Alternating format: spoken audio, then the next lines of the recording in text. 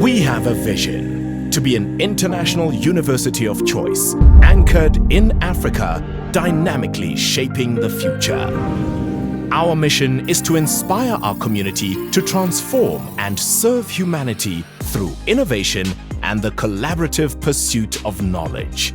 To fully embrace the digital universe which we are beginning to inhabit, this is what we do at the University of Johannesburg. UJ, where the whole is far greater than the sum of its parts.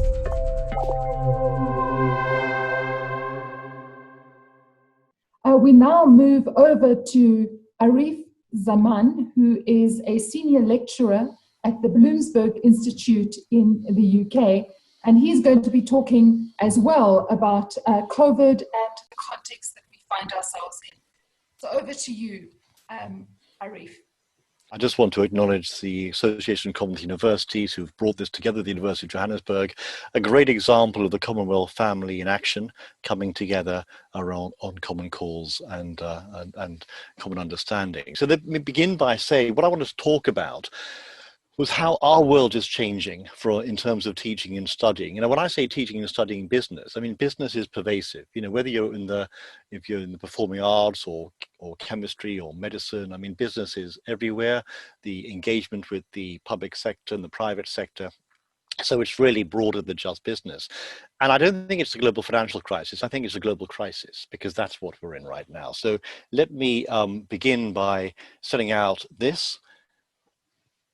Give you a chance to read that. And that statistic is probably now higher because I think it's probably, to be accurate, probably 3 weeks ago. So that is the reality. You know, it's one person every 15 seconds, you know, is dying. And this is the reality. You know, when we hear about things getting better and then getting worse, it is a really live issue in a number of countries around the world. 24 hours ago, I had the opportunity of speaking to one of the key advisors to the Director General of the World Health Organization, partly, not entirely, but partly in preparation, Maria, for this conference. And I asked her about what she thought was a key point right now, key message in relation to COVID-19. And this is what she said. I quote, "The key response will not be from a vaccine that may or may not work or whenever it can be easily accessed, but in the behavioral shift needed that has already started." And I think there's a lot of insight and depth in that, you know, and that's coming straight from the top, a message that I'm sharing with you through that route. And I think there is a really important point. Hopefully this will come through in my remarks. So what I'm going to do in the next few minutes, I'm going to address 3 questions. What did the experts say and what were the warnings? There's a lot of myths around COVID-19 in terms of, you know, was it a surprise? Was it not a surprise? What are the impacts, particularly the economic and business impacts? Now, those 2 parts, I'm going to go through fairly quickly. Some of them are quite well known. Some of them have been touched upon. Professor Sinner was talking about some of the impacts in relation to Johannesburg. But then I'm going to spend, you know, at least more than half of my time, hopefully if I get through it, or at least a third, on talking about what can universities do, and in particular, what can university librarians do. So what did the experts say about this? And I think that's very important to understand. If you look at top risk for 2020 from leading publishers of annual risk rankings, this is what they were saying. These are the top 10 risks. So I'm not going to go through them. You can see them for yourselves. You know, a lot of them probably fairly familiar to you. Again, from another source, this is from the World Economic Forum, only in January this year. You know, talking about cyber attacks, heat waves, political polarization. What's missing? That's missing. You can see it on the top left, infectious diseases. It was identified, but as an outlier. And of course, what we've realized is that at the heart of what is going on right now, it's having an impact on so many things. So, you know, there were missed warnings. Absolutely. I mean, we talk about this moment being a black, you know, what we refer to sometimes as a black swan. A black swan is defined as an unforeseen, unpredictable event that has a significant impact on the organization. But the truth is that we've had pandemics in the past, and we've had threats of pandemics, and we've been warned countless times about it. Only September last year, a year ago this month, The Council of Economic Advisors in the White House produced a report which talked about this. We've had business leaders like Bill Gates talking about this. We've had successive reports from the World Economic Forum talking about this. And we've had history as well. So those are, I won't go into them, but those are hyperlinks to the evidence that I've just pointed to. And here you have a comparator of large pandemic events over different periods, right back to 1347. You can see that the second Asia European cholera pandemic went on for 22 years. So it's very unclear at this stage exactly where COVID-19 will fit in that list. We're at a very early stage. But what are the economic and business impacts? Well, there you get a view from, I'm not sure whether it's Johannesburg airport or Heathrow, but you can see people socially distancing, trying to get on an aircraft. At least they got to get on an aircraft. But this was actually taken from data that came out just a few hours ago from Euromonitor, leading economic consultancy, and they have come out with an economic report, Q3 report, which talks about global economic activity remaining significantly below normal, and the forecast this year is still, despite all of the talk about it maybe getting better at some point, still looking to be the worst global recession since the 1930s, and particularly for developing countries. So particularly, obviously South Africa being a middle income country, but I think certainly in parts of the Commonwealth we have real impacts there, particularly over small states. And let's remember, this is only one of a number of pieces of the jigsaw. Yes, there's Brexit. Yes, there's worry about the Eurozone. There's worry still about trade wars between the two world's biggest economies. So, there is a whole range of things going on that the pandemic is only part of, although it's obviously one of the most visible ones as well. So there are some important truths about this. I think the effect of the pandemic on economies, again, the evidence shows that growth and return on assets are depressed for a long time, up to 40 years in some cases after the pandemic has passed. Pandemics leave deep scars in terms of their impact on those who survive and behave in the future. Again, more evidence on that.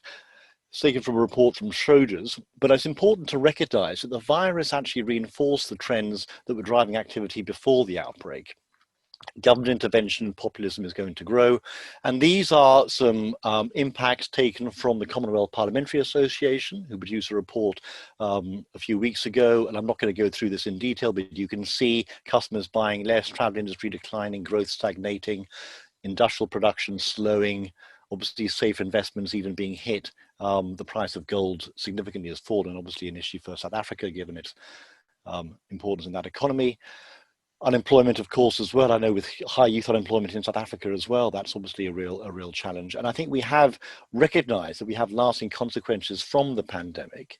At the same time as we're seeing several African countries, for example, using innovative digital tools to respond to the situation. And here is a chart. This is taken from, I think, the Bank of England. Just looks about the interaction between how COVID-19 is affecting different parts of the economy, and how, in particular, if you look at the center, how it's amplified through things like uncertainty and trust and confidence, which is why messaging from policymakers is so important right now, which I think in some countries, without naming them, leaves something to be desired. So these are the impacts, direct impact on production, supply chains, clearly financial impact, we're seeing that. Also in terms of customer behaviors, and also in terms of the recovery. The recovery is being uneven. It's not a linear process.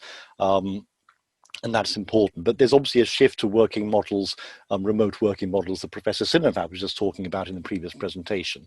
So one of the things that we can take away from this already, we can say that globalization, has probably peaked, and we're looking probably at a more regionalized model.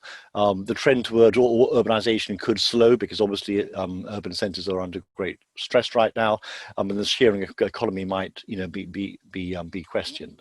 But in terms of what also has been happening, some of the things that were talked about in January are now already happening. Yes, we're seeing virtual office work, we're seeing technology design, we're seeing supply chain sustainability. These are some of the things that were being talked about in January that would impact, and they're happening. I was on a Zoom call with 1,399 people and the CEO of Zoom himself about 10 days ago. And there's a comment made then about the, that what we've just gone 10 years ahead this year. Everything's accelerated 10 years, and governments are struggling to catch up. And I think that's a very useful mindset to have in terms of the opportunity in the context right now. But we're having this shift to what's referred to as a low-touch economy. And when we talk about what's referred to as a low-touch economy, really what we're talking about is an economy where businesses have been forced to adapt to very strict policies. I mean, you've clearly seen that in South Africa, other countries as well, including low-touch interactions such as limited gatherings, travel restrictions. There are multiple aftershocks in global markets, for example, shifts in consumer behavior, new regulations. Medical experts saying this is going to carry right through until at least another 1 or 2 years, and business models adapting accordingly. And this is an example of what we mean by the low-touch economy, where we see pandemic control health measures leading to behavior shifts and economic disruption, which creates a fairly unpredictable system. And you can see how that relates to each other. There's a link to the actual report there, which is well worth looking at, on the low-touch economy. It just came out a few weeks ago.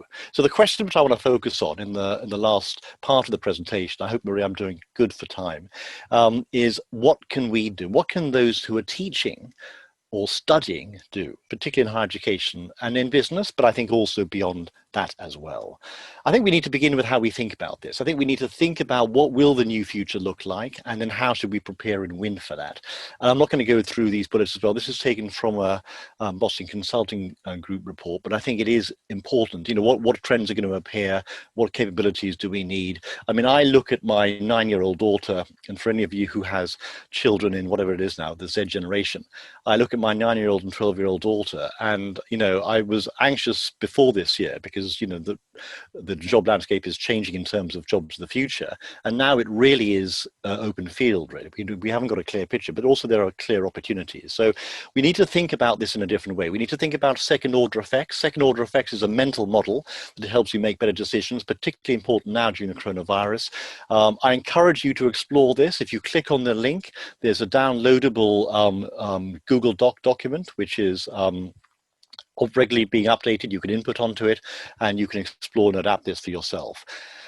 We need to maybe recognize some of the emerging thoughts on this canvas. I think, you know, it's too early to say what's the impact really going to be, but I think we do see a strong appreciation of the global impacts on local settings. We're also seeing the recognition that we live in a VUCA world. I'm going to come back to that in a moment.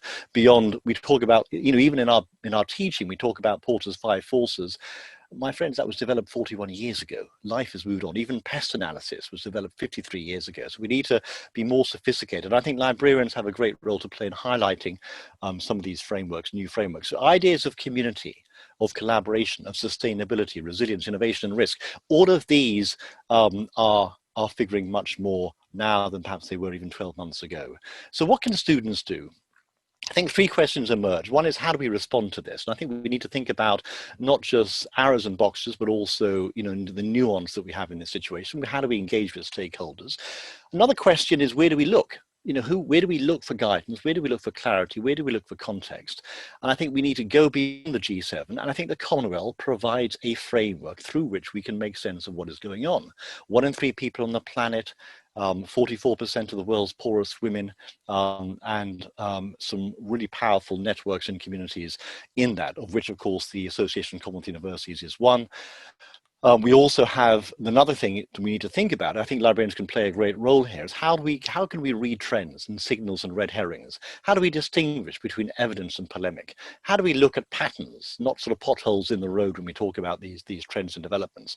And how do we signpost academics, administrators, and students and others to trusted sources with a proven track record over different economic cycles and periods?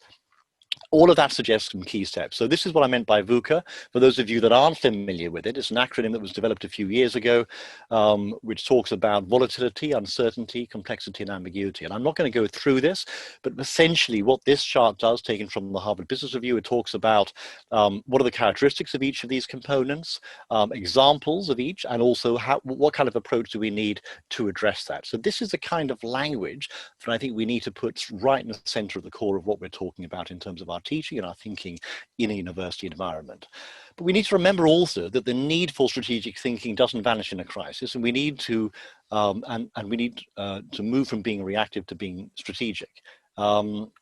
So I think, one of the things that's important, I was in a room with the Association of Commonwealth Universities about just over a year ago with trade ministers from some 40 countries, and they went through with us, we were there as observers, they went through with us, they're talking about the big global trends in the world today, and these are what trade ministers of South Africa and Canada and Pakistan and Fiji, and they all came up with this, and they talked about demographics, urbanization. A lot of these things will be familiar to you.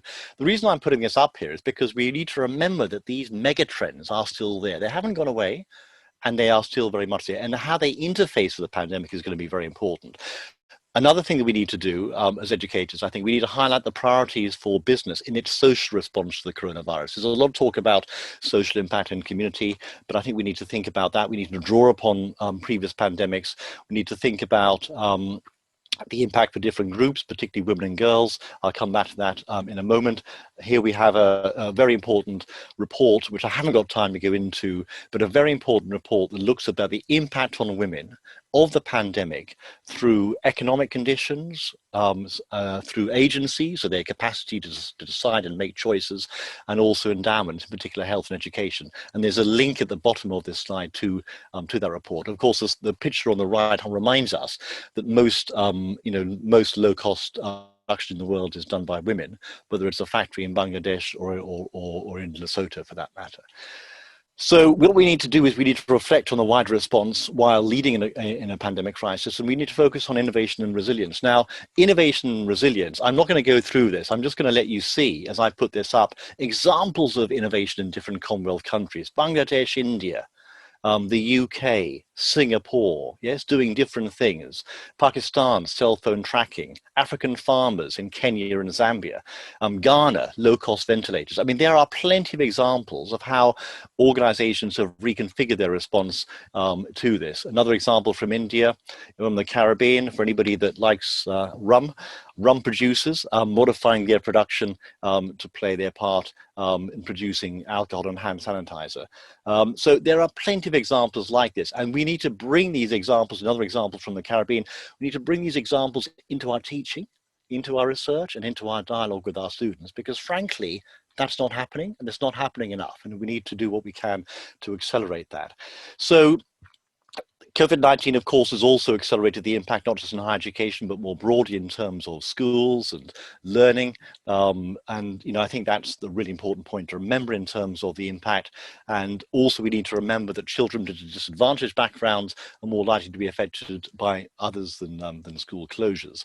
So how do we look forward, and how do we take forward this? I mean, there is something from, I think, British Council that talks about the importance of online education. And online education, clearly there's been a lot of talk in this conference about that.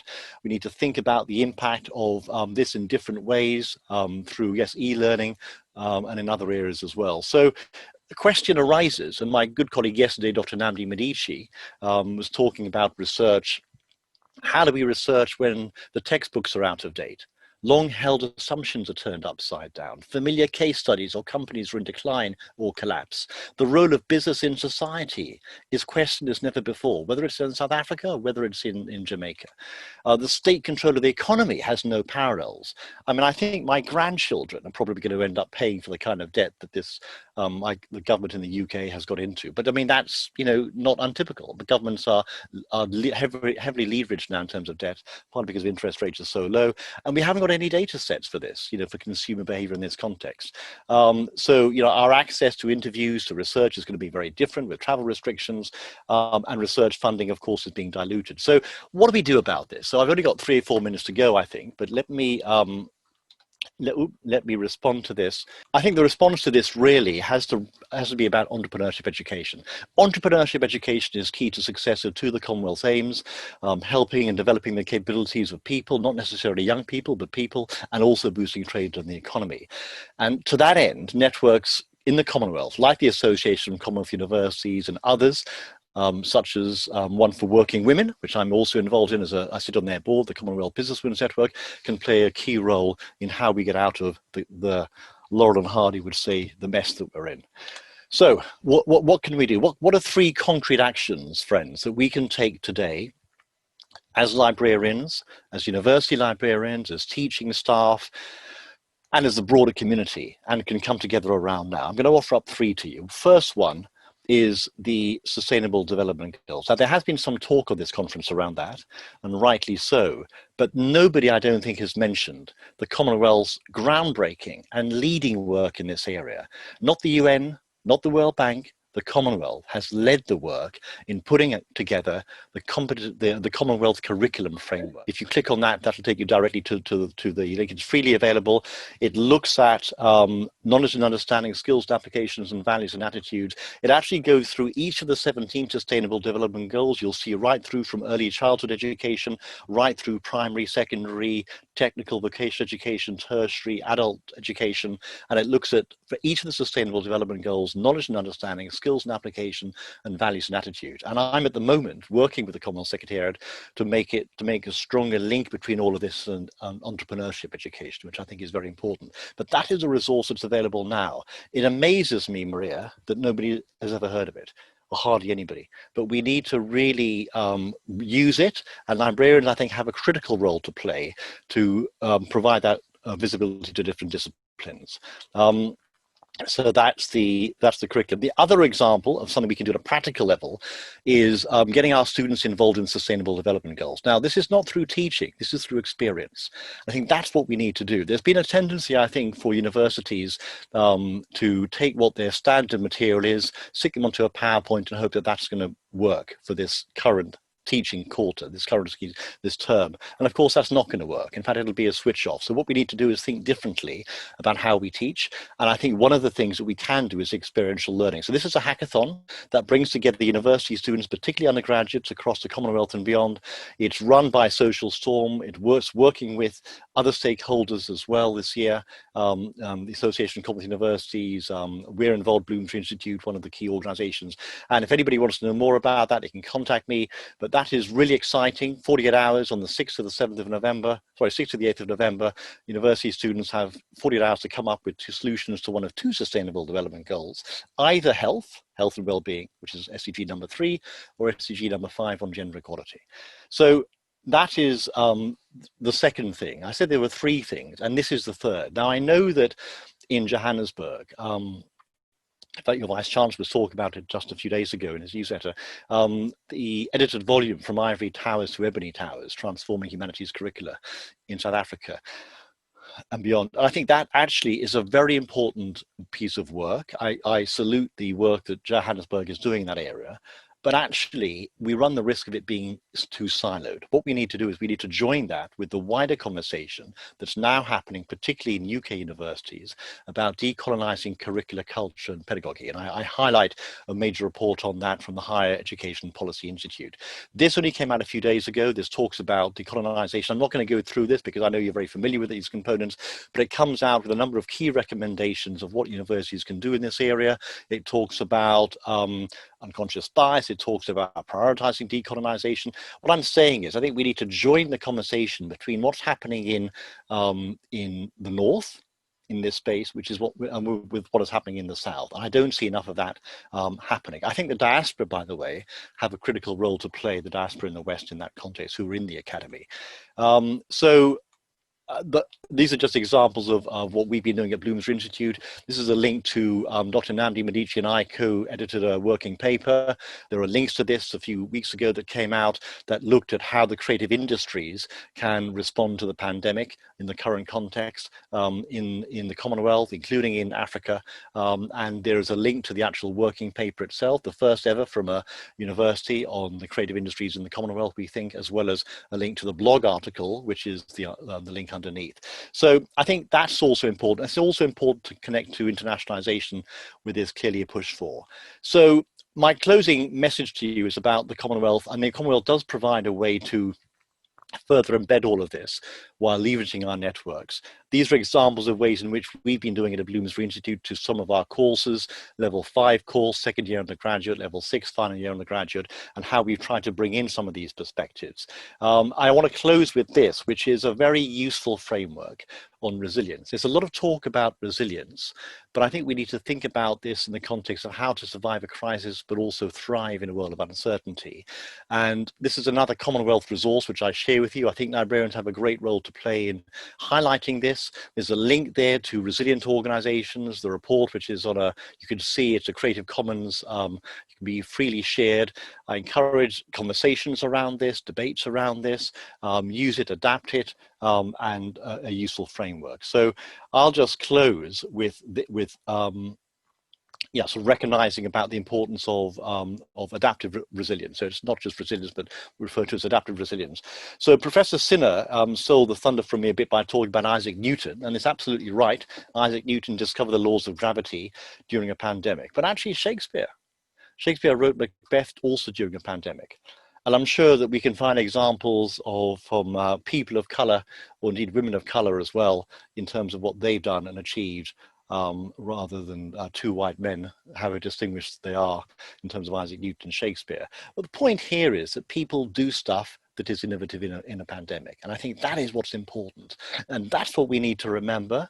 That's what we need to emphasize. And that, my friends, is what will allow us to come through this pandemic and COVID stronger, whether as university librarians, whether as university teachers and educators, administrators, or whether it's as citizens.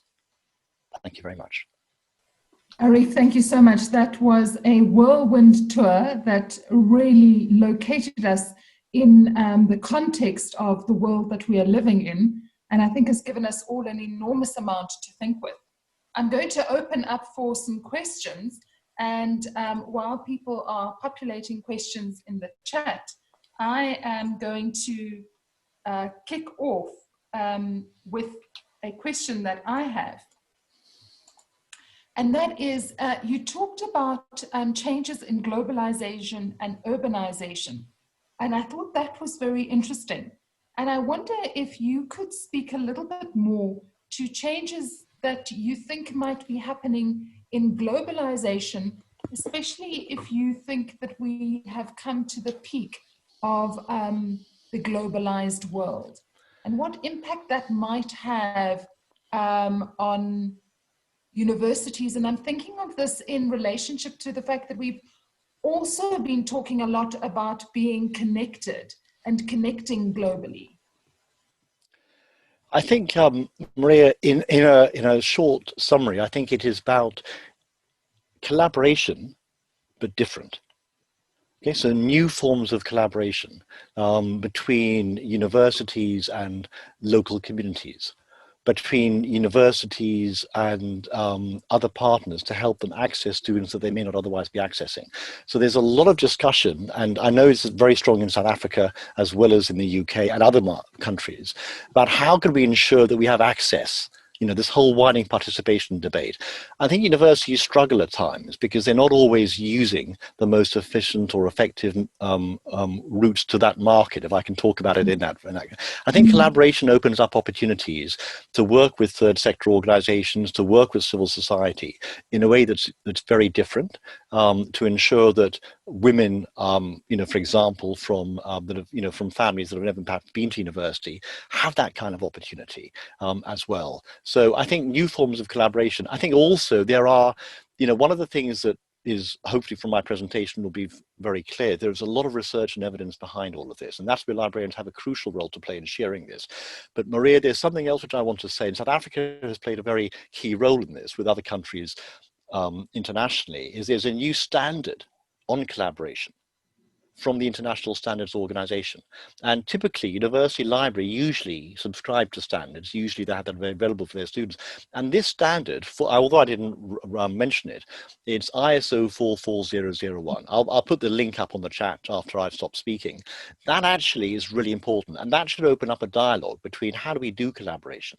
How do we build those relationships? So I think to answer your question, I think globalization, yes, going to a different turn. I think new forms of collaboration in terms of being more inclusive and more impactful are absolutely there, and they're happening now. And I think universities provide this kind of epicenter, Maria, if I can put it to you that way. And in the epicenter, I think you, and I'm looking at you, Maria, you and the librarians, and you're the head up, are absolutely the heart of that epicenter, because you're the conduit to that knowledge. So I think the role of the librarian is actually critical, not just as an information gatherer, but an information broker, in a way that we probably didn't see or understand even 9 months ago. And there's a very simple reason for that, is because there's not only so much information out there, but some of it is very questionable. So there is a big issue around verifiable data. There are big issues about, even without naming them, government leaders in some countries taking positions in using data which aren't backed by evidence. So therefore, the librarian has a crucial role to play in providing that trusted pathway. I think that's what I would say to you, rather a long answer. The trusted pathway has never become more important, and therefore librarians in universities in that context have never become more crucial. Yeah, that's definitely very much how we've been looking at it over the last sort of 18 months. The importance in the world of metadata, actually finding relevant data. And I think for me, one of the things that's come out of the last couple of days is the extension to that has been to then also have collaboration, but with partners that are, in inverted commas, worth collaborating with. And that was very much in inverted commas. But we have one more question, which we've got time for. And that is to say, thank you very much for a thought-provoking presentation. Could you speak a little bit more about your advice on how the ACU could be dealing with this crisis and the impact of the crisis? Okay, well, I'm happy to. I mean, of course, I'm not from the ACU, although I'm a great, we're a member institution of the ACU, and as you are, and one advisory group of the Secretary General of the ACU. But I think the ACU is like any member organisation, is nothing without its members. And that's really important. So the membership of the ACU, I mean, one might say it's only 550 universities across 54 countries, but it's the most diverse university network that you'll ever come across. And, diversity in nature, unity in purpose. Yeah. That's what we should be thinking about. And that's, I think, what the ACU does. So to answer your question, what does it? I think the ACU can do what it's doing today. I mean, this event is exactly the kind of conversation. I don't know, Maria, if in the last 8 months there's ever been an international conversation bringing together university librarians and Commonwealth stakeholders, and and the range of people in between. I just don't think it's happened. And so the Commonwealth has the opportunity to do that. So the ACU is very important. It's probably also worth mentioning the ACU, and I mean, your ACU can speak better to this. I know that the ACU recently developed an agreement with the private sector arm of the Commonwealth, the Commonwealth Enterprise and Investment Council, which is good. But I think that's, there's more that can be done in that area. I mean, yes, that is an important development, but I think some of these other networks and communities, there's a Commonwealth SME Association, there's an Alliance of Young Entrepreneurs, there's a Commonwealth Business Network. So I think what I'm saying to you is I think the ecosystem is very important, but then the ecosystem needs to be plugged in. I think the ACU can play a crucial role in being that, because the ACU, like the other organizations I've mentioned, certainly several of them, is also an accredited or recognized organization. So the ACU can play a role. But I think the ACU also provides opportunities for us, Maria. So, it has member communities, and I think those things need to be participated in. I think one of the best things that could happen in the next 100 days, from a Commonwealth perspective in the university space, and I don't know whether this is politically correct or incorrect, but I'll say it, is getting the students engaged. Okay, there is a Commonwealth Students Association, and we need to really get them on the map. We need to get them central to what we're doing right now. And we're in some discussions with them, in that regard. But I think the student voice in the Commonwealth, frankly, Maria, is quite weak. And I think I worry about that, because we need to find better ways of capturing the student experience, the student perspective. And I think the Commonwealth Students Association can have a crucial role to play in bringing that to us in a more immediate way. And I think that's and I think the ACU could also help in that regard as well. I hope that gives you a bit of an answer. Yes, it does. Thank you very much. I'm very conscious of time, and so I can't take any more questions. But just as a last comment, one of the questions that's been on the chat is about whether we think that libraries, classrooms, residences at universities are going to continue to be as empty as we are seeing them. So in South Africa, we are now allowed to have 60% of students returning back onto campus, and we have minimal numbers of students. Our libraries are empty. But one of the things that for me has come out of your talk, Arif, has been the idea that we are creating new ecosystems of collaboration, new spaces of engagement, and actually that these spaces of engagement are no longer confined to the physical, but can be as broad as we can imagine them.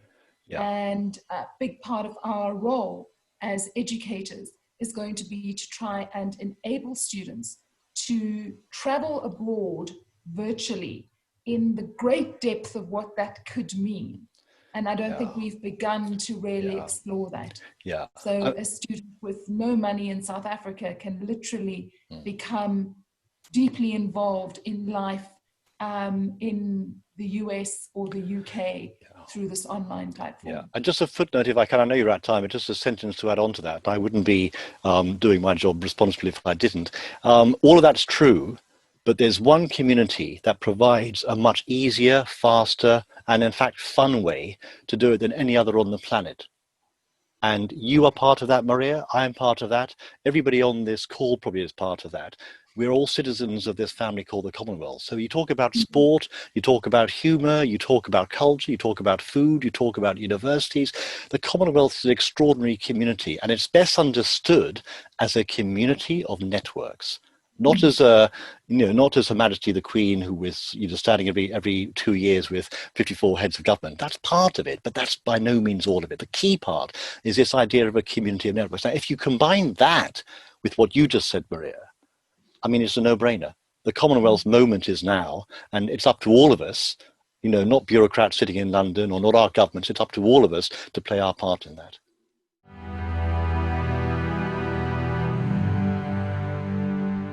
The University of Johannesburg, the future reimagined.